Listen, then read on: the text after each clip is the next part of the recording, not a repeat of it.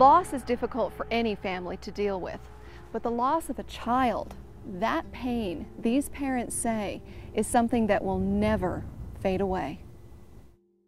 It was such a huge change for all of us, and there's just always something. So how to make a change or go back to a regular lifestyle, you went back to work,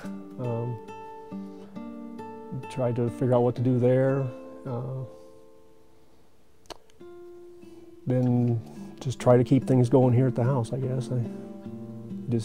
There isn't any normal after that. It was very hard for it to sink in. You know, it was such a magnitude. You know, first of all, we were dealing with our own loss, and then to start thinking about the magnitude of the loss. Still, even today, it's just overwhelming when you multiply it out. You know, you start thinking about the sheer numbers of people that were affected by the loss and by the tragedy. It's an incredible number of people.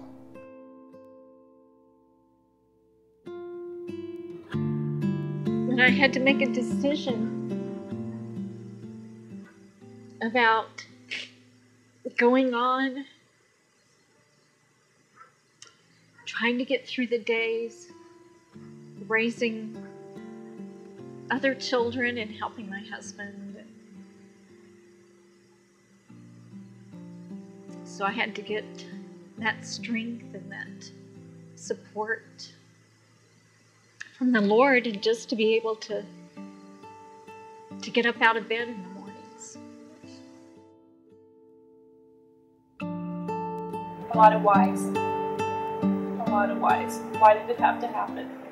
Why is he here? Why is this going on? Why do I have to put together an obituary? Why do I have to go to a funeral? Why do I have to do the things that I did and go through the motions that I did? Some found the most ordinary things painful reminders of their loss. We're driving down the street and see a street sign and just the words on it make you remember him. So.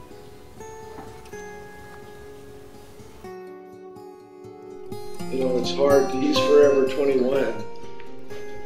But these, you know, the kids he went to school with keep getting older and moving on. And, you know, I think that's hard.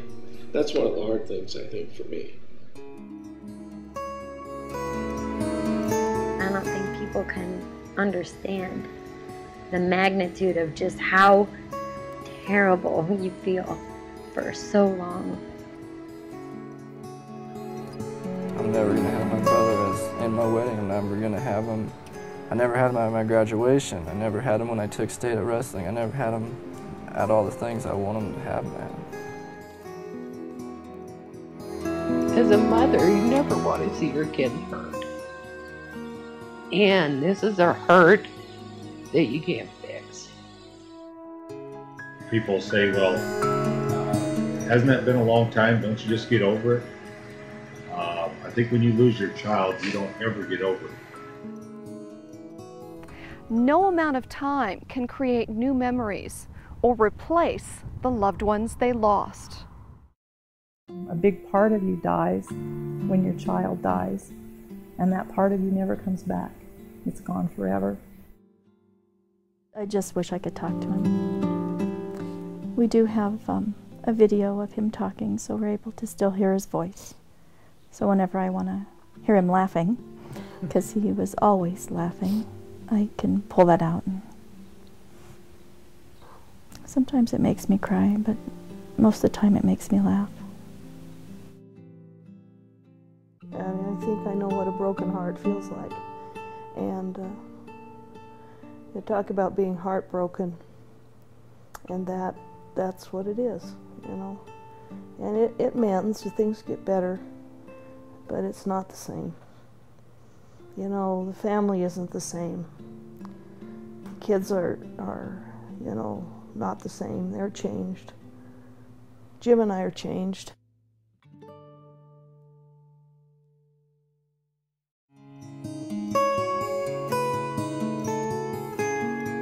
Eight young men were killed by a drunken driver that morning. That's a loss their families and friends will bear for the rest of their lives. A simple decision not to drive drunk could have prevented it all. We didn't do anything wrong, we're just paying for it. They were just young men that could have offered so much to so many people. That's what is so stupid about this crash. I can't believe how many lives one simple, senseless task can do. It's just unbelievable. Find a way, the strength to carry on, and a way to use it, to use your child's life in a way that's good, that's going to help others. If I keep Shane alive in other people's minds, then he's still here. I want people to know about my son. You see something on the news, you say, oh boy, that poor kid, man, that's too bad. He got killed by a drunk driver. Well, the families, what they don't realize, the families are really going through some tough stuff, and there's just a lot of repercussions that you just can't even imagine.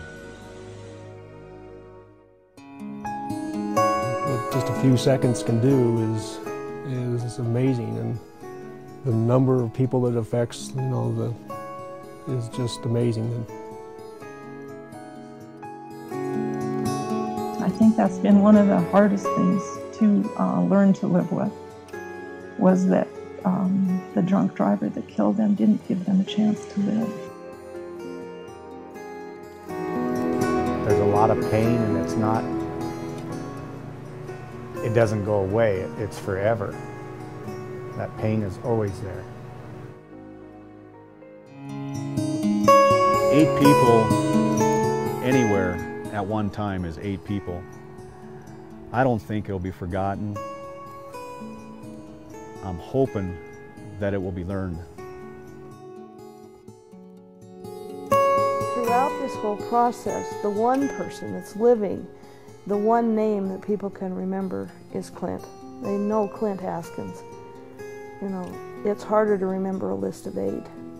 And I want people to remember all 8 of these kids. I want them to know who they were and what we lost. One wrong decision, 8 lives cut short.